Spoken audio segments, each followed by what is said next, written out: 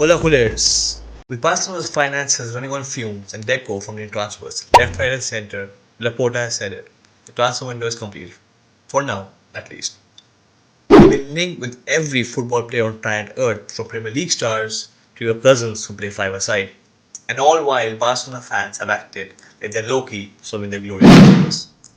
After all this chaos, we have scraped, we have clawed, and we have begged our way to finding some reinforcements. Barely. So let's break down what went wrong, what actually happened, and will Scott survive the next season. So let's talk about it, Barca fans.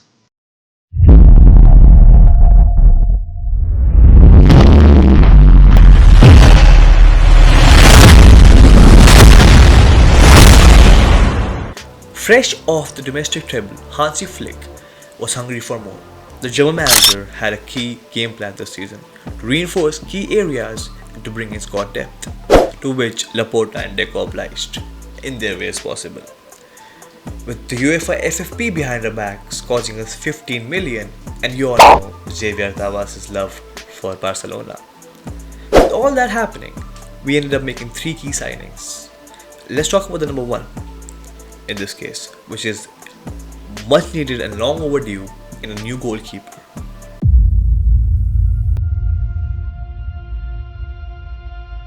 Barca fans were sick of the no-look saves of Ter Stegen and the attitude the German had with him. He believed that he was irreplaceable and had nothing to prove. Laporta, with a move straight out of Mafia, went across the street towards city rivals, paid the release clause of the number one, and bought him to Barcelona. And just like that, even before the transfer window started, Joan García to Barcelona was done. For 25 million euros, we got a better and a younger keeper. At 24, Garcia is already considered as a future Spanish starter, and he is just not potential, by the way. Last year with Espanyol, he was their best player, winning La Liga Save of the Month twice in a row, a feat never achieved by any keeper in the history of La Liga. Just look at his stats compared to Ter Stegen. He is better in each and every conceivable matrix, except maybe distribution, and that is less about him and more about how shit Espanyol was. Overall, he would be considered as a great improvement over Ter Stegen, and Barcelona has already given him the number one, by the way. We're gonna ship off Ter Stegen in December most likely, as he's gonna be out for 3 months with a back injury, like the reports say, and he has confirmed the same. Even though reluctance from fans and the board wanted Ter Stegen to leave this season, he is decided to stay and to fight for his number one spot, which is unlikely, let's be honest, because Joan Garcia is here to stay. With that being said, let's move on to the number two signing that we made this season.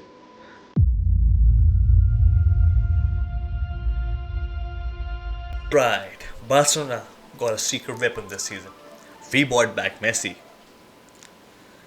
Okay, the Swedish Messi in Roony Bardghji. Born in Kuwait, grew up in Sweden, a superstar in Denmark, and now, hola, sunny Catalonia. This guy collects passports like they're Pokemon cards. Barcelona got Rooney for 2 million. In today's market, that's like finding a designer shirt at the price of a sandwich. Rooney defines versatility. He can play on the left wing, he can play as a cam, and he can play in his preferred position as a right winger. Rooney adds much depth needed for Barcelona's right wing, a position dominated by Lamine Yamal, with Yamal playing over 4,500 minutes last season and often carrying the creative workload. We all know what he can do. So Barcelona bought in Rooney to give our star teenagers some rest and give Hansi Flick options of rotation and depth. Mind you, Bardghji ain't that old either, he's just 19. If Yamal ain't careful, he can come back and sweep his position. Just look at that guy play. It's like if Messi and Iniesta were rolled into one and out to go rampant. If Flick can do his magic the way he did on France, the opposition are going to be shitting their pants, going on a fresh Lamine Yamal on one half to going to a fresh Roony Bardghji on the second. That's a luxury Barca would love to have.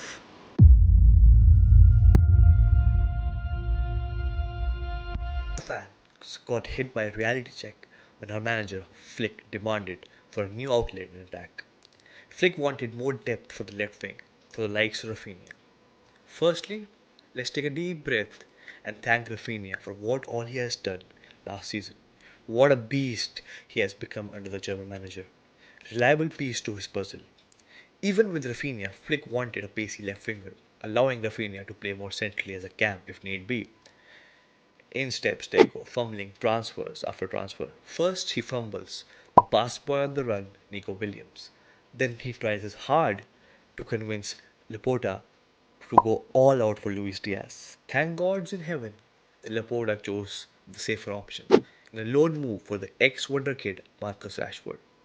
With a net salary of 5 millions, a big pay cut from what he used to earn in United. Given that he is not the same Rashford of his days in prime with the Red Devils, gone are the days of 30 goals and assists per season, but what we will get is a safer option, a potential to be great. In a way, he is the English Rafinha. He can play both on the left wing and he can offer an outlet down the middle if Lewandowski picks up an injury. Rashford may not be the same now, but as a Barca fan, I would like to believe he can tap into his potential and unleash it against teams like Madrid. I'm pretty sure Trent won't retire after this. That being said, even if he fails to deliver, even if he fails to become the best version of himself that we saw, we aren't bounded by any contract. It's just a loan move, and I would consider this one of the smartest moves that we have made this window.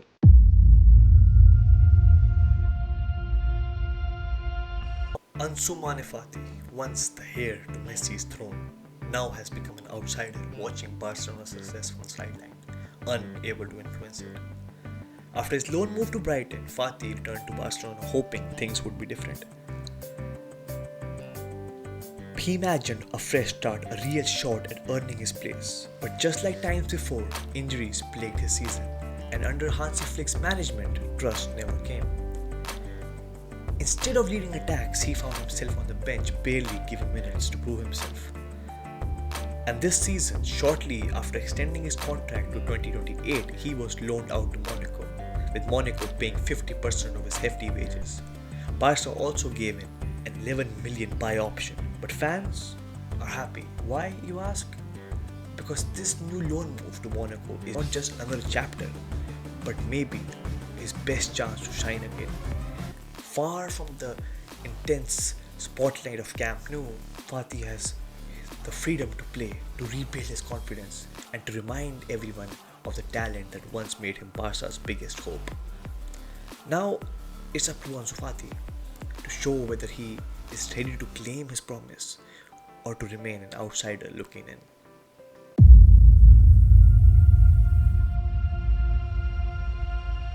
Pablo Torre and Pau Victor, the La Masia products who had every Barca fan saying, these guys are the future, until they weren't. But let's be honest, their exits didn't exactly break the internet. It's not like Barca's game is gonna collapse without them. Solid talents? Yes. Game changers? Not yet. Pablo Torre, the midfield maestro in waiting, left for Mallorca for 5 million. Barca gave him up, but did not let go entirely.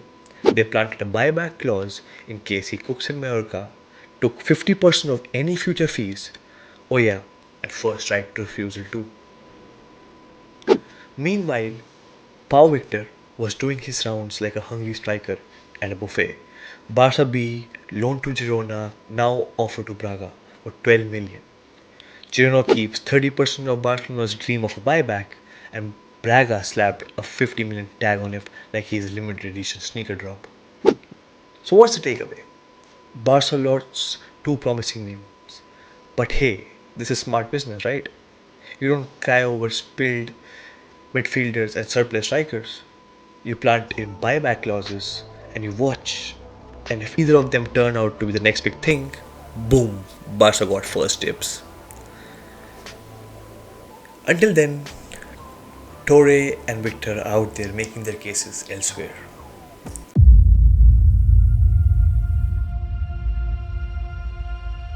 And before I leave, here are a few more headlines. Sergio Mendes leaves for 1.2 million to Dinamo Zagreb.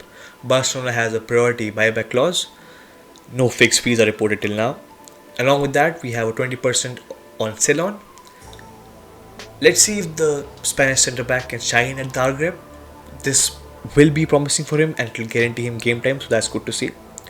Along with that, Szczesny renews for 2 more years. And in other news, Barcelona secret vendors are celebrating like Lamine Yamal's birthday party. Jokes aside, he is a perfect backup for us and would serve as a great backup for Garcia if we want to rotate. And 2 more seasons, this might be his lucky time to win a UCL for us and his first in his career. Similarly, Astralaga, our backup goalkeeper, goes on loan to Granada. This might give him some game time there, hoping so. Thanks to footballing gods, the Langley saga is finally over. His contract is terminated and he will go on a free to Atletico. To be fair, he was really good for them last season, but we do not need him anymore, and there is no way in hell he's gonna play in our infamous backline. So that's good that he's gone. And also, Mi Capitan, Rafinha renews till 2028, and Ryan, our number 10, also renews till 2031. Like we gonna let him leave ever. So that's it, guys. This is my mid transfer window roundup. So what do you think, coolers? Did Laporta do enough? Will Rashford shine at Barcelona? Will Joan García be our best number 1 in the history? Fingers crossed. Please. And drop your thoughts in the comments. And if you made it so far, where is my like and subscribe? Where I can see you. Do it right now. I can see you. Do it. I can see you. Do it right now. Did you do it? Did you do it? Did you? Thanks for watching, guys.